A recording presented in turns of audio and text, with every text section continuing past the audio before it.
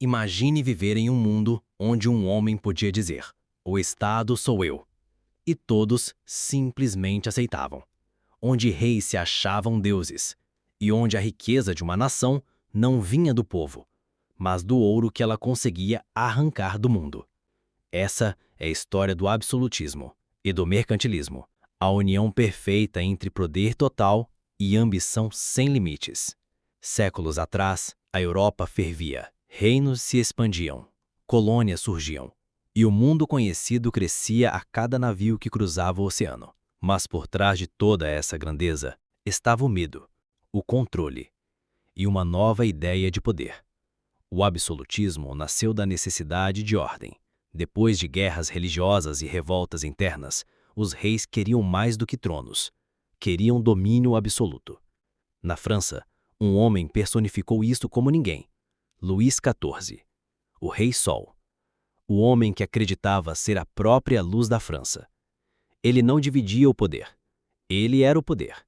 Construiu o Palácio de Versalhes, um monumento à sua glória, um lugar onde a nobreza era vigiada, e o luxo, uma armadilha dourada. Mas Luís XIV não estava sozinho. Por toda a Europa, reis centralizavam o poder, derrubavam parlamentos, enfraqueciam a igreja e transformavam o governo em um reflexo de sua própria vontade. Essa era a essência do absolutismo. Todo o poder nas mãos de um só, sem contestação, sem oposição. Mas o poder político precisava de combustível, e esse combustível era o ouro, era a riqueza, era o controle da economia. Surge então o mercantilismo, uma doutrina que dizia: quanto mais ouro, mais poderosa é a nação. Para isso, os países fizeram de tudo. Exploraram colônias, impediram importações e incentivaram exportações. A lógica era simples: vender muito, comprar pouco, acumular metais preciosos, dominar os mares e enriquecer o rei. O comércio virou guerra, o lucro virou patriotismo, e a escravidão, uma engrenagem invisível que movia esse sistema. Milhares de africanos foram sequestrados e enviados às Américas.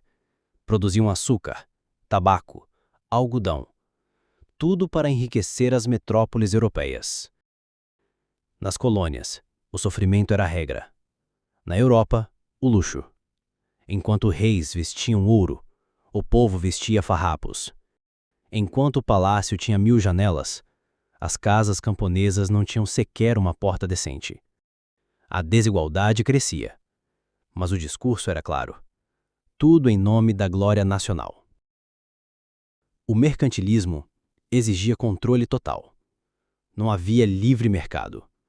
O Estado interferia em tudo.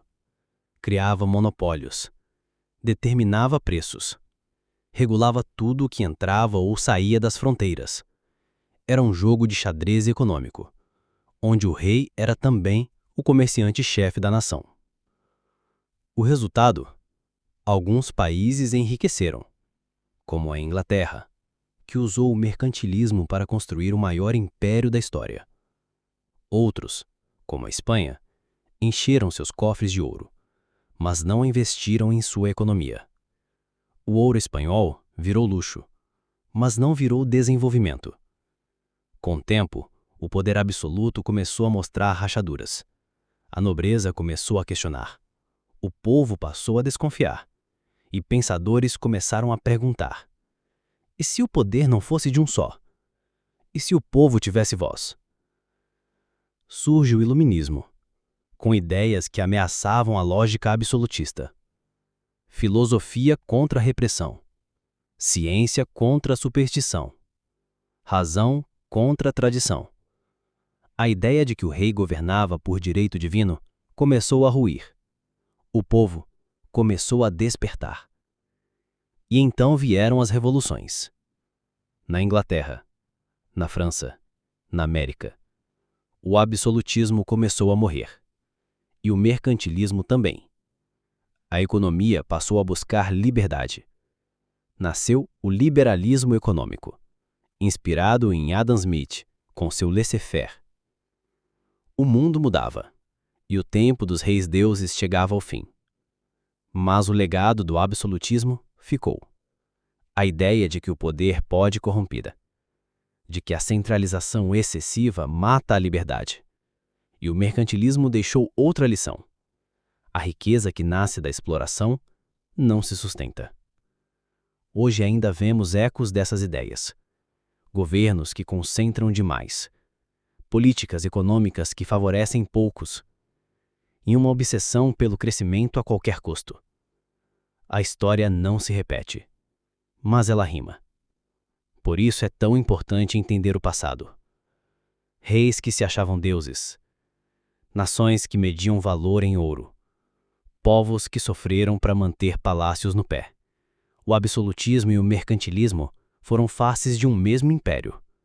O império do poder e da ganância. Se essa história fez você refletir, se você acredita que entender o passado é a chave para mudar o futuro, considere se inscrever no História Narrada. Aqui, cada episódio é uma viagem pelos bastidores do tempo, onde reis, povos, guerras e ideias voltam à vida e mostram que nada acontece por acaso.